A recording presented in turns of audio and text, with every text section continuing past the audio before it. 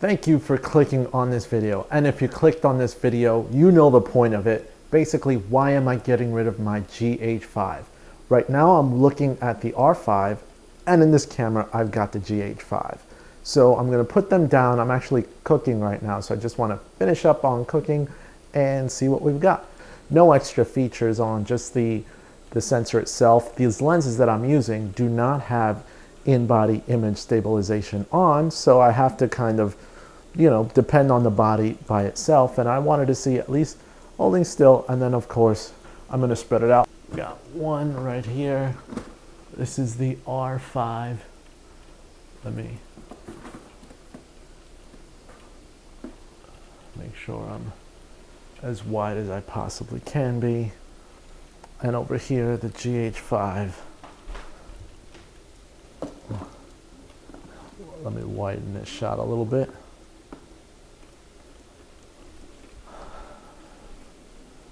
So I'm actually cooking right now. That's why I'm in the kitchen while I do this.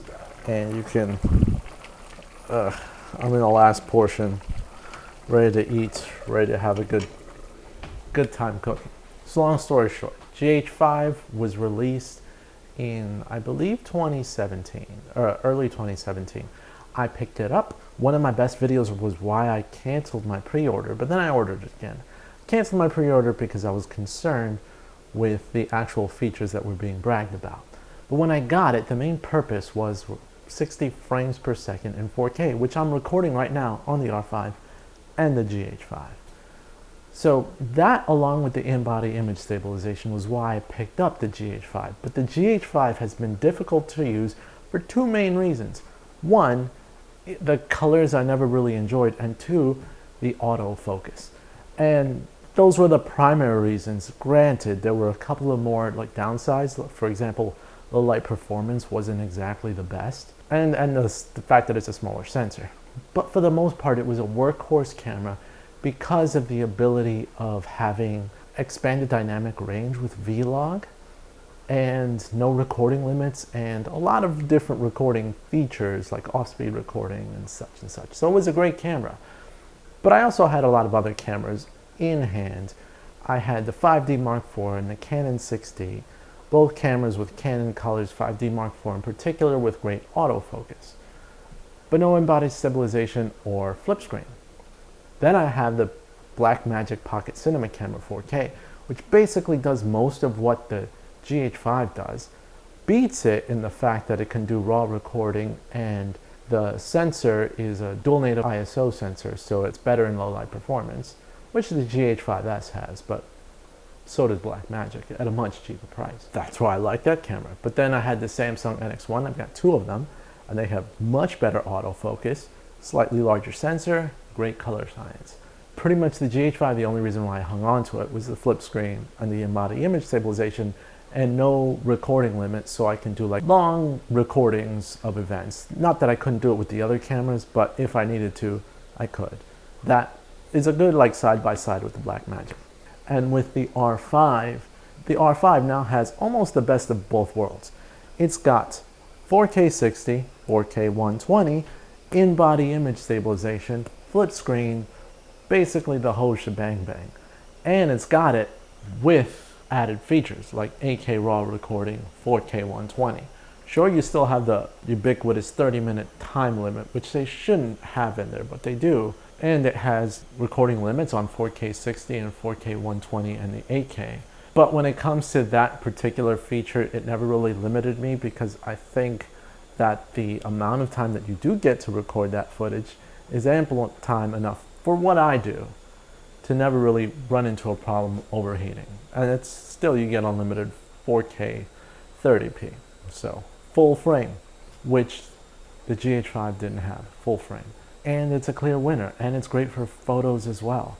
So you guys can let me know what you think, and I'll let you know what I think right now. I've got the R5 and the GH5 connected, just to talk about a couple of things that I noticed in the computer. Now, this standpoint, I'm not going to move too much. Hopefully the autofocus, because I've got autofocus on the GH5. I want to make sure it can keep up with me in a semi-lit situation without me really moving much, because looking at the footage, I'm going to talk about what we see and what you guys been seeing. First of all, the GH5 autofocus, when I basically was in the center of the frame and it could just in focus to almost infinity on that shot, it really didn't do well. It was like settled when it was completely autofocus. So that was really where my frustration comes in, because when I can't be at the camera, but I'm hoping that an autofocus situation will work with the GH5. And yes, I'm using a Metabone speed booster, so it's not as good as a native lens. It's still frustrating that in my current situation, at least for me, it's not going to work at its optimal performance unless there was someone manually controlling the autofocus, which in those situations works very well. Then, of course, editing in post, there was stuttering on not only the GH5 footage, but on the R5 footage as well. For the most part, the R5 footage does play smoothly, but then I got intense with like working with two completely different high frame rate files. That's when the R5 started to struggle a little bit, because I've got two different types of file types loaded in the software. So I don't know if that backs it up. And yes, I do have the latest Adobe firmware that works well with H.265 and H.264 files when you have an NVIDIA or AMD video card hooked up. So I do have that, but it's still kind of a little stuttery. So I created proxy files to help with that. Now, when it comes to the color correction of these files, I used basically a LUT for it. Canon had a few tweaks, and it was easy. GH5, I actually use my own preset to adjust the colors to make it more pleasing. To me personally, you might not like it, but when I'm working with log footage on the GH5, it always seems to have kind of a greenish tint, and a lot of the reds are too low for my liking, so I'll pop that up, and then of course add my own contrast edits post.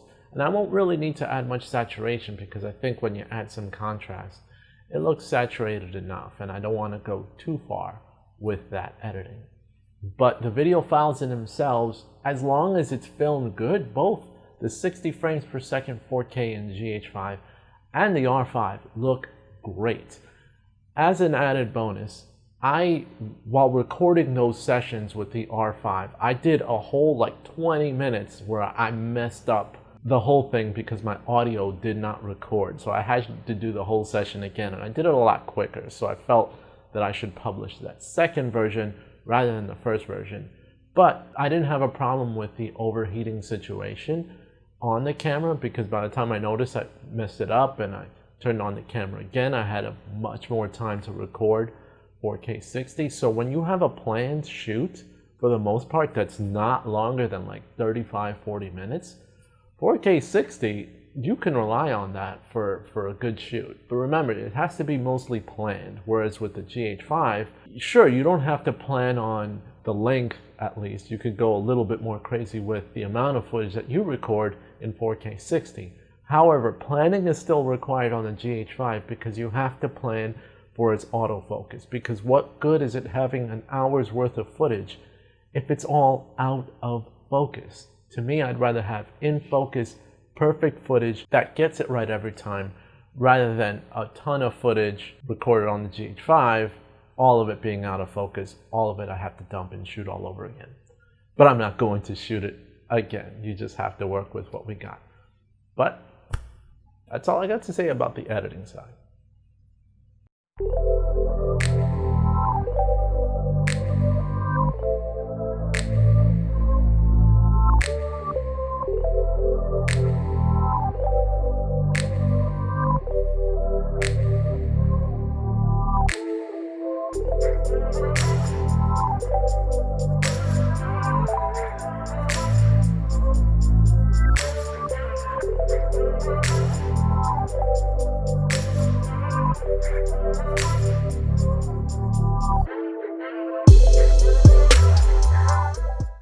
And basically that's it. I wanted to keep this video short, and I wanted to keep this quick and precise and to the point as to why the GH5 should be retired, because it's been completely replaced by the R5.